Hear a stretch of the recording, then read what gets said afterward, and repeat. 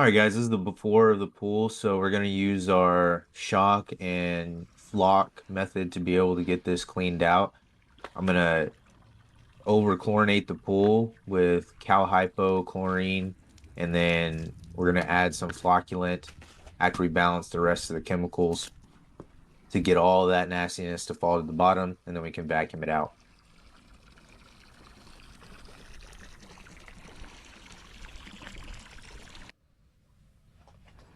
But first, we're going to remove the salt system. So I'm just going to cut away this insulation from the pipe so that I can expose the 2-inch plumbing and then use my Sawzall to cut out the salt system. And then I'm just going to replace it with a straight piece of pipe and then take the control panel for this off the wall and just get rid of it.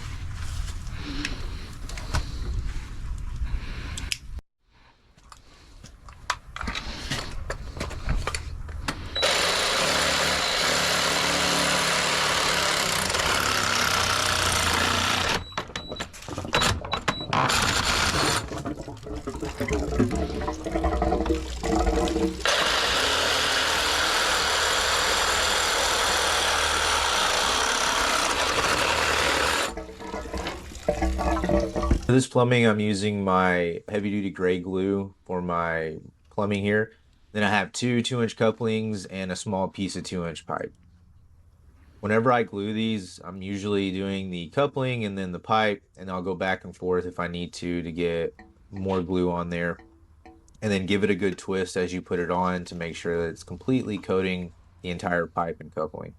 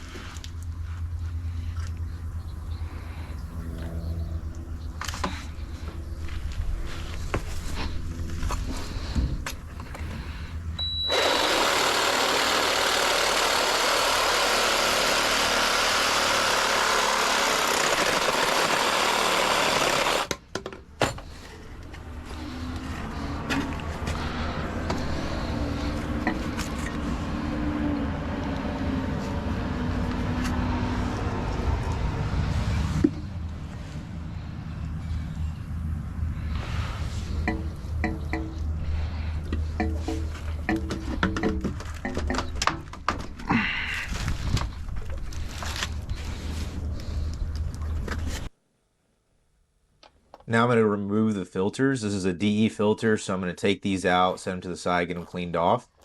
But when I'm using the shock and flock method, I do not want to leave the filters inside of the tank. I want to take those out and let the water just flow back to the pool without any filters.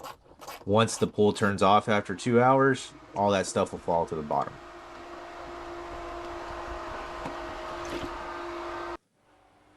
On the top of this manifold, it has a nut that holds that manifold onto the rod, and it was completely rusted out, so I ended up having to break this off and then getting a new one when I put everything back together.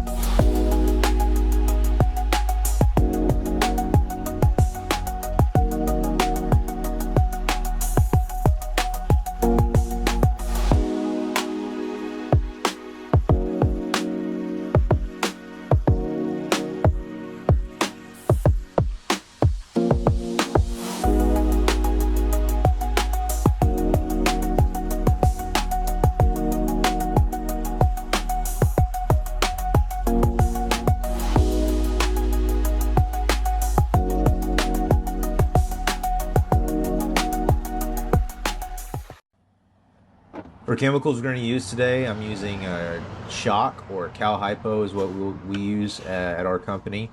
So we're going to get a good amount of that in the pool. The conditioner level was pretty much zero, so we're going to add some liquid conditioner. Since we don't have the filters in there, I'm not using the granular. I'm going to do liquid this time. And then we're going to use some algicide to kill the algae. And then finally some flock to be able to get all that dead algae to the bottom of the pool and vacuum it out.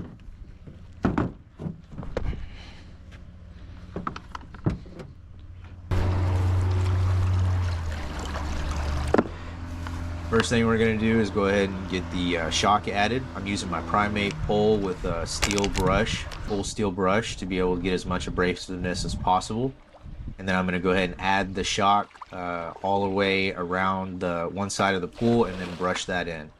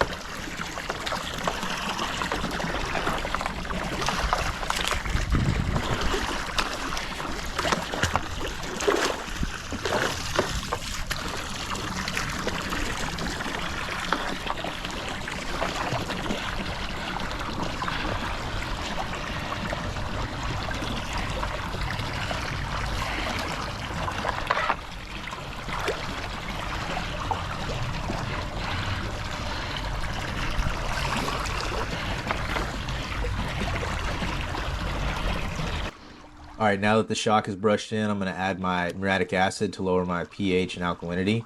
And I'm doing about 3 quarts. I'm just going to put it right here in front of this jet. So as I pour it, it's just going right in front of the jet and kind of pushing around the pool. Acid is heavier than water, so it's going to go ahead and go down to the bottom of the pool as I'm pouring it in.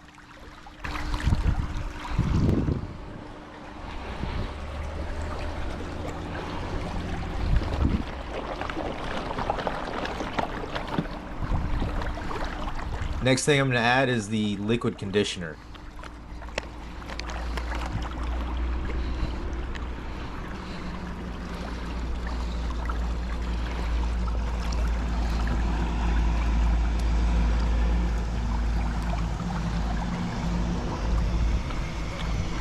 So I'm going to add the conditioner directly in front of a jet here. The key thing about this conditioner is a lot of it settles at the bottom. And so I'll pour everything out and I'll add some water back to the jug, shake it up, and then get the remaining bit of it out of there.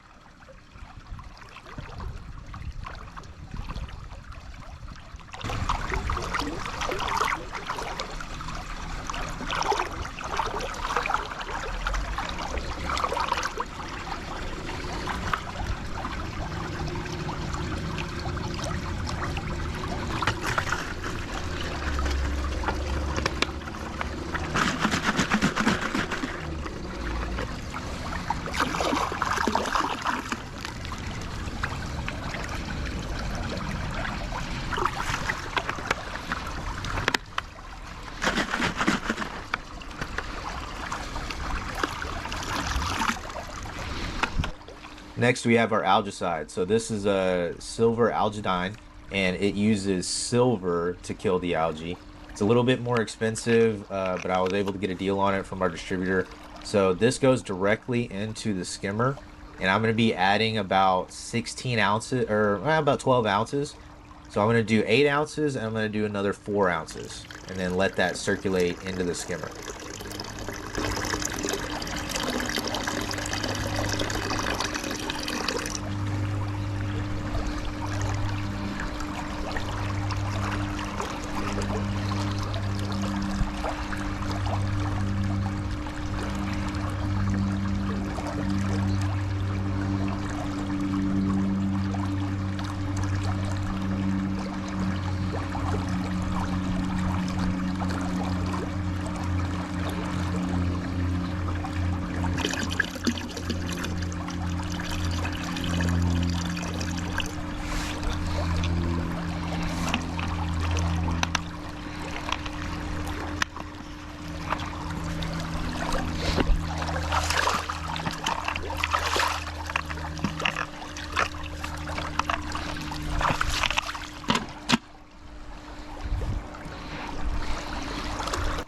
And lastly, I'm going to use the CV600 from Orinda. This is actually just an enzyme water cleaner, so it's just going to help with like clarity of the water. You don't have to add this to be able to get the pool clean, but it's a nice little additive. I'm only going to do about 6 ounces in the pool. It's concentrated, so you don't need a lot. And I'm just going to pour that out, and it's got little lines on the side of the bottle that you can actually see every 2 ounces that you add.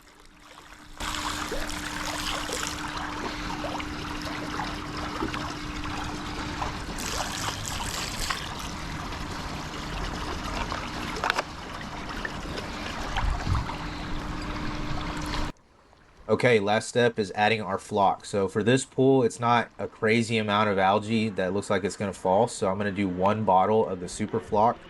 So this, as I add it, I know that it's going to be good whenever that blue water hits and it turns like brown in the water. That's it already activating with stuff in the water. So once the pool turns off in a couple of hours, all the stuff that's now dead is going to collect to itself, get heavy, and fall to the bottom. And then we'll come back the next day or possibly 2 days from now and give it plenty of time for it to fall to the bottom. And we'll vacuum up all the dead stuff off the bottom and then get the pool back to being clear.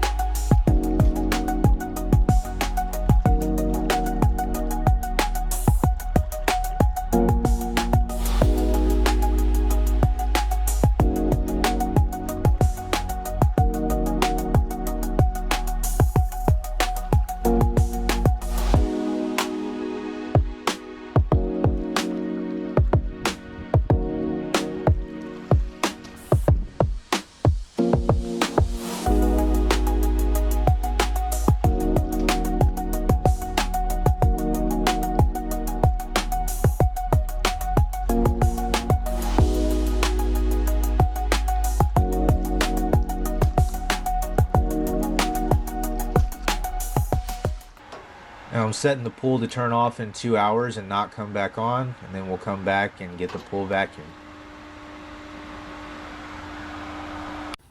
We're back for visit number 2. We're going to go ahead and get everything vacuumed up that's fallen to the bottom.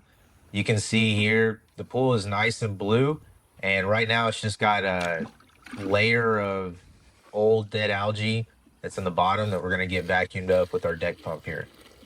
So I just turned this from an old pump into just a deck pump that I can carry in my truck. All I have to do is add a little bit of water to the pump basket, turn it on, and then this flows completely out of the pool and out into the yard.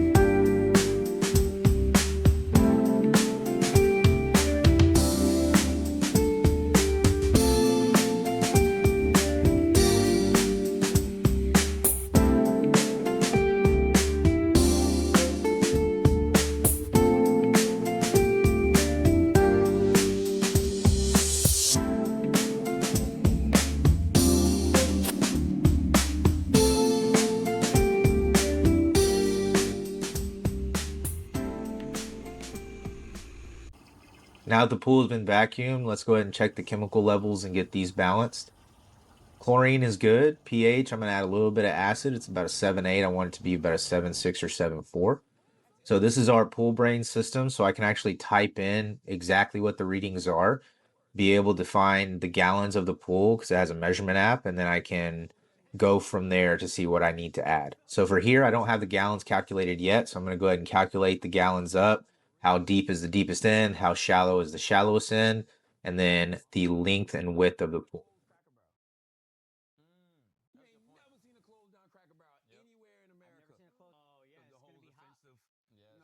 Yeah, honestly, that's merch. Yeah, That's merch. that is kind of funny. That's merch. But listen, Brady is and flagrant merch. can you make it look like? Can you put him in his underwear? And once I have the pool gallons in, it's now dosing my chemical levels. And then I can see I'm going to add a little bit of muriatic acid and some sodium bicarbonate to the pool, and that'll balance my levels.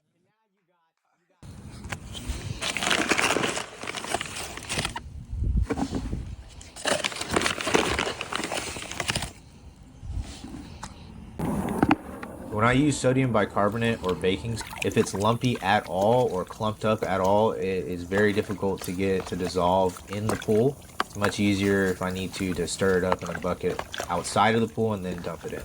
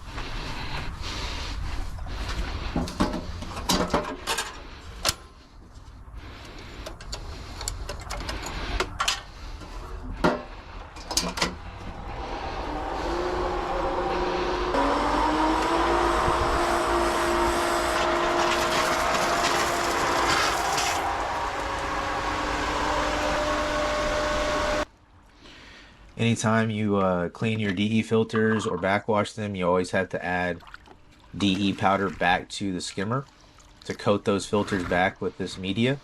So it does take a larger scoop than my shock or any other powders because it's much lighter per pound or per scooper that you actually use.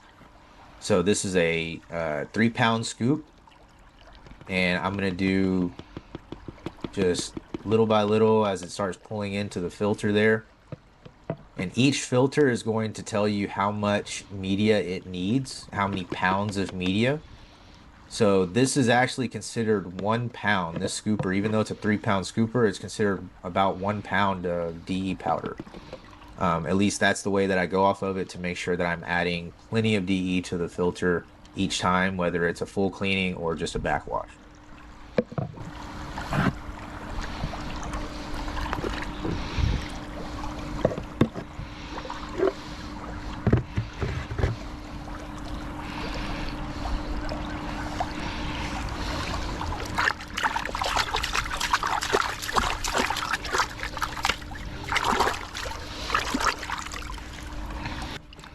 And now that we've added the DE, everyone remember what the pool looked like when we started?